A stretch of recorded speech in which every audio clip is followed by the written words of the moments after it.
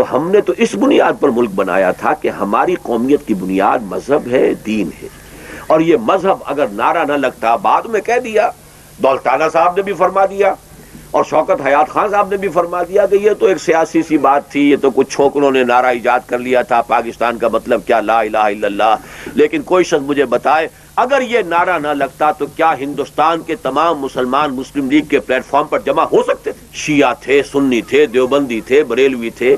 آپ یوں سمجھیے کہ دیوبندیوں نے مولانا مدنی رحمت اللہ علیہ کی قیادت چھوڑ دی۔ کتنی عظیم شخصیت اہل دیوبند کے نزدیک تھے، اور وہ پاکستان کے مخالف۔ مولانا تھانوی میدان میں آ گئے، مولانا شبیر احمد عثمانی آ گئے، اور وہ پاکستان کے لیے دیوبندی بھی ہیں، عبد الحامد بدایونی ہیں، فلاں ہیں، وہ بریلوی ہیں، پیر صاحب ہیں، پیر صاحب بانکی شریف ہیں، پیر جماعت علی شاہ صاحب ہیں۔ تو اسلام کے نعرے کے بغیر تو جمع ہونے والے نہیں۔ تو جان لیجئے کہ پاکستان بنا ہے تو اسلام کی بنیاد پر بنا ہے، اور اگر مستحکم ہو سکتا ہے تو صرف اسلام کی بنیاد پر ہو سکتا ہے، کوئی اور ذریعہ نہیں ہے۔ لاکھ آپ زور لگا لیں، یہ قوم نہیں بن سکتی، بنے گی تو اسلام کی بنیاد پر بنے گی۔